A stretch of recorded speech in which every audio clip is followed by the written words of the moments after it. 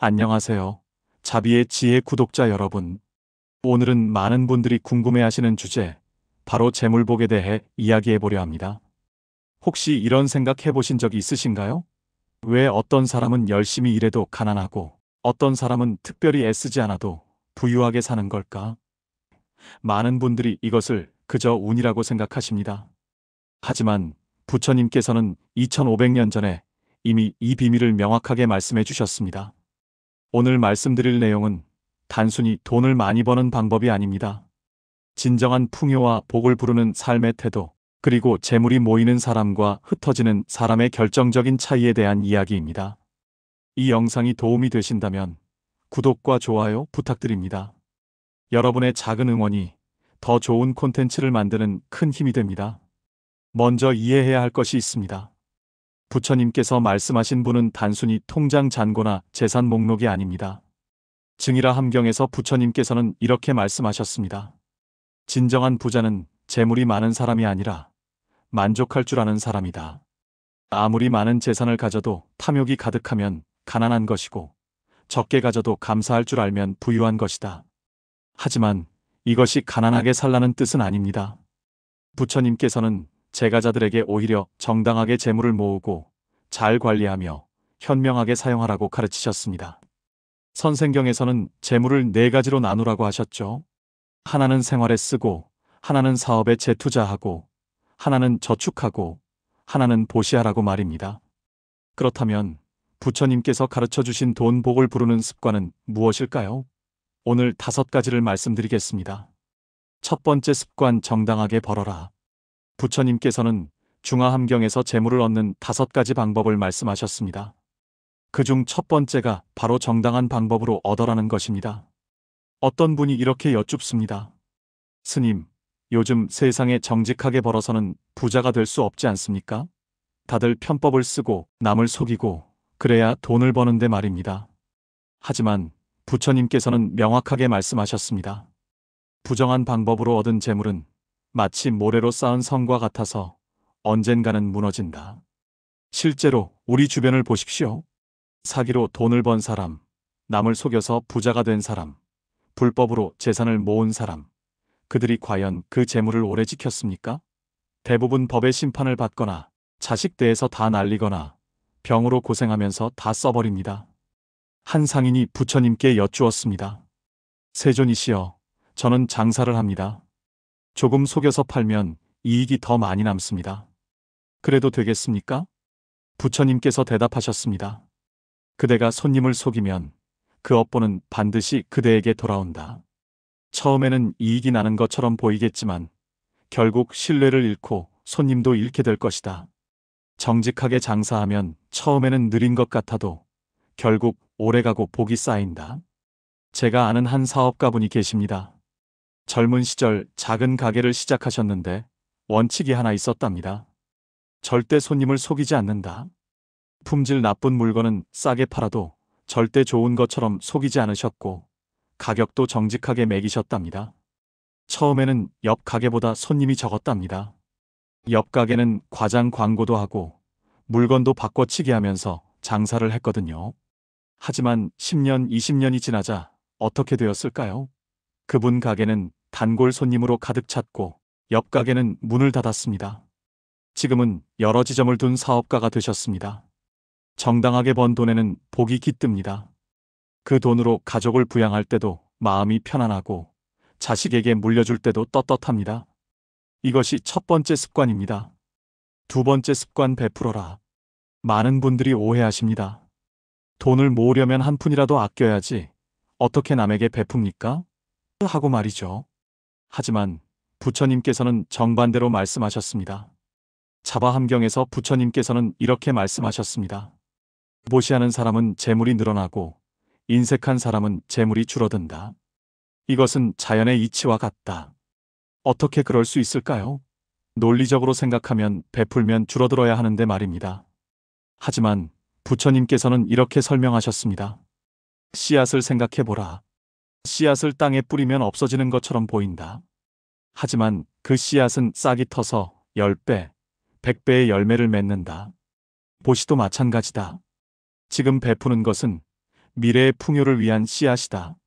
실제로 역사 속 큰 부자들을 보십시오. 조선시대 거상이었던 임상옥은 흉년이 들 때마다 곡식을 풀어서 백성들을 구제했습니다. 그러면 재산이 줄어들어야 하는데 오히려 더 번창했습니다. 왜일까요? 그가 살린 사람들이 평생 그를 기억하고 그와 거래하고 그를 도왔기 때문입니다. 현대의 기업가들도 마찬가지입니다. 크게 성공한 기업인들은 대부분 사회 환원을 합니다. 겉으로는 이미지 관리처럼 보일 수 있지만 실제로는 베푸는 습관이 더 큰 성공을 부르는 겁니다. 한 할아버지께서 이런 말씀을 하셨습니다. 젊은 시절 장사를 시작했을 때 어머니가 하신 말씀이 있어요. 아들아, 벌면 무조건 11조를 떼어놓거라. 그리고 그 돈으로 어려운 사람을 도와라. 저는 그 말씀을 평생 지켰습니다. 수입의 10%는 무조건 보시했어요. 신기하게도 제 사업은 한 번도 망한 적이 없고 자식들도 다 잘 됐습니다. 부처님께서는 우바세계경에서 이렇게 말씀하셨습니다. 보시에는 5가지 이로움이 있다. 첫째, 많은 사람이 사랑한다.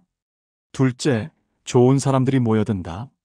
셋째, 좋은 명성이 퍼진다. 넷째, 복이 쌓인다. 다섯째, 내 생에 부유하게 태어난다. 베푸는 것이 손해가 아닙니다. 가장 확실한 투자입니다. 단 조건이 있습니다. 진심으로 베풀어야 합니다.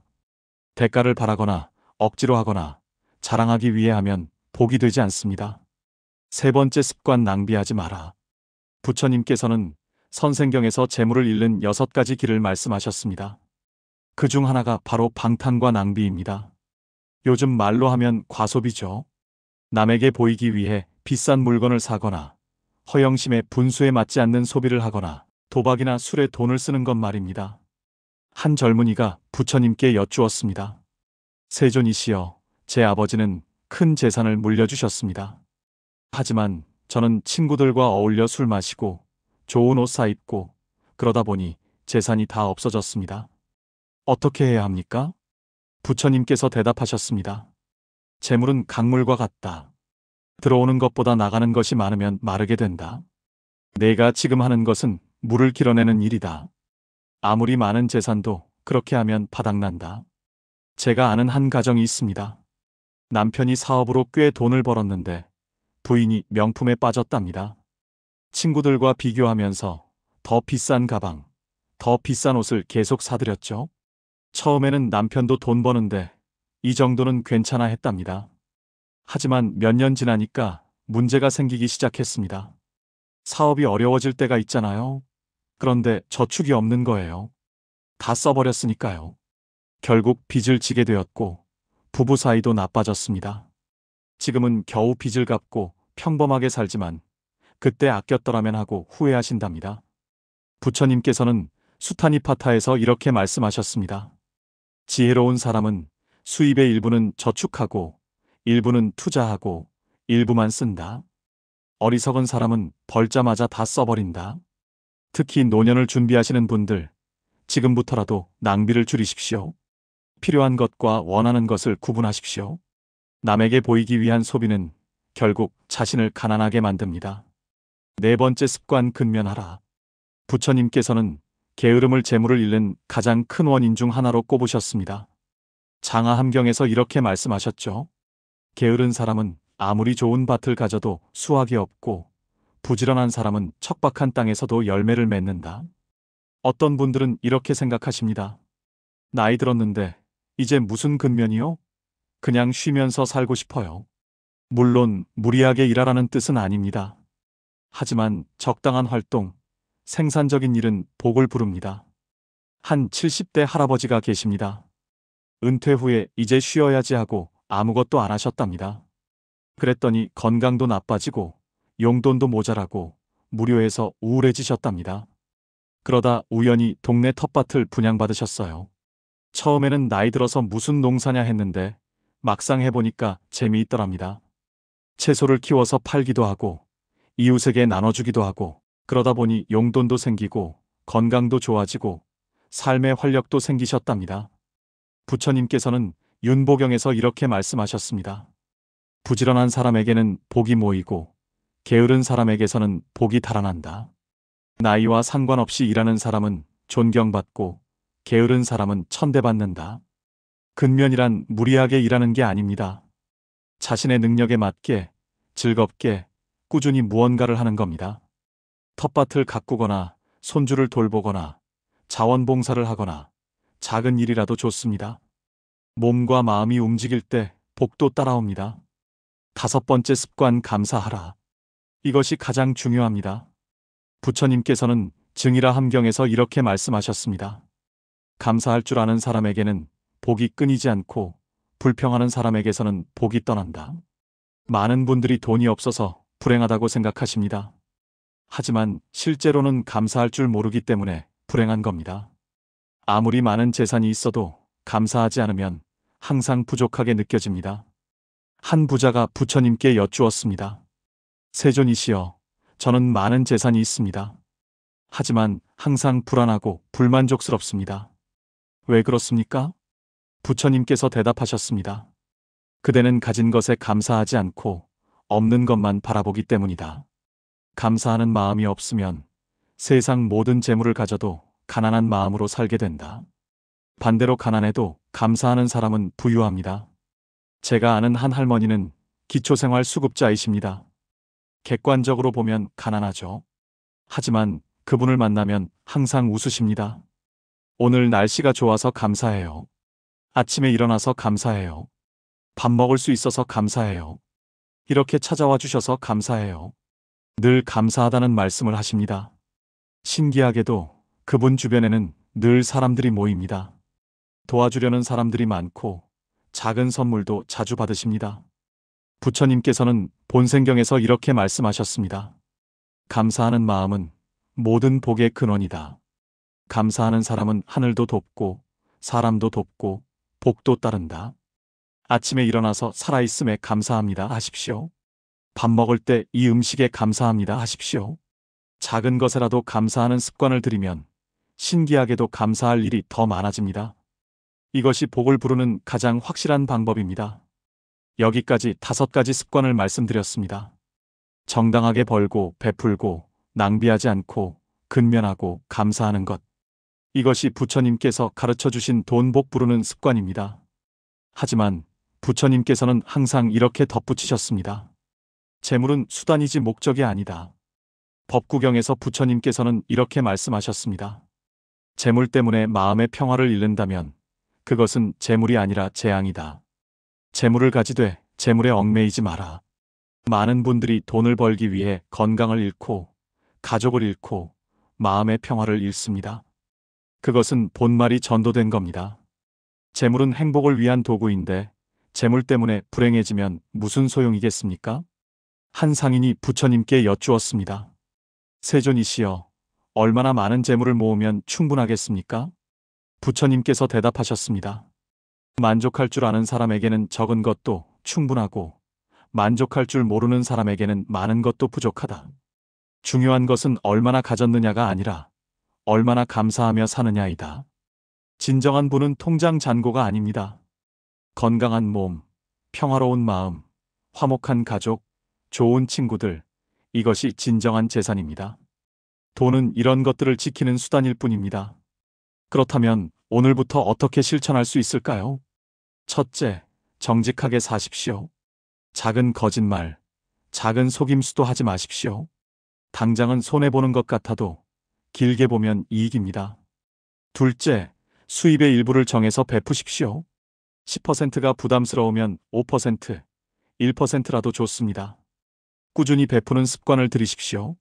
셋째, 소비 습관을 점검하십시오. 필요해서 사는 것인지 허영심 때문인지 구분하십시오. 한 달에 한 번 가계부를 보며 낭비한 부분을 찾아보십시오. 넷째, 나이와 상관없이 할 수 있는 일을 하십시오. 텃밭이든 봉사든 취미든 무엇이든 좋습니다. 몸과 마음을 움직이면 복도 따라옵니다. 다섯째, 매일 아침 일어나서 감사 기도를 하십시오. 오늘도 눈을 뜨게 해주셔서 감사합니다. 밥을 먹을 수 있어서 감사합니다. 이 모든 것에 감사합니다. 사랑하는 구독자 여러분, 부처님께서 가르쳐 주신 이 5가지 습관은 단순히 돈을 버는 방법이 아닙니다. 복 있는 삶을 사는 방법입니다. 정당하게 벌고 베풀고 낭비하지 않고 근면하고 감사하는 사람. 이런 사람은 가난할 수가 없습니다. 설령 재산이 적어도 마음은 부자입니다. 그리고 그런 마음이 결국 물질적인 풍요도 부릅니다. 반대로 부정하게 벌고 인색하고 낭비하고 게으르고 불평하는 사람. 이런 사람은 부자일 수가 없습니다. 설령 재산이 많아도 마음은 가난합니다. 그리고 그런 마음은 결국 물질적인 가난도 부릅니다. 여러분은 어떤 사람이 되고 싶으신가요? 오늘부터 이 5가지 습관을 하나씩 실천해 보십시오. 당장 눈에 보이는 변화는 없을 수도 있습니다. 하지만 1년, 3년, 5년 후에는 분명히 달라져 있을 겁니다. 부처님께서 마지막으로 하신 말씀을 기억하십시오. 자신이 자신의 주인이다. 복도 화도 자신이 만든다. 여러분의 습관이 여러분의 운명을 만듭니다.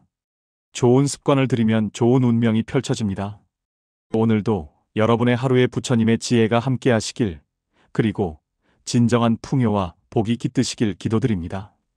이 영상이 도움이 되셨다면 구독과 좋아요, 알림 설정 부탁드립니다. 그리고 주변에 재물 걱정하시는 분들께도 이 지혜를 나눠주시면 감사하겠습니다. 자비의 지혜 다음 영상에서 또 뵙겠습니다. 감사합니다.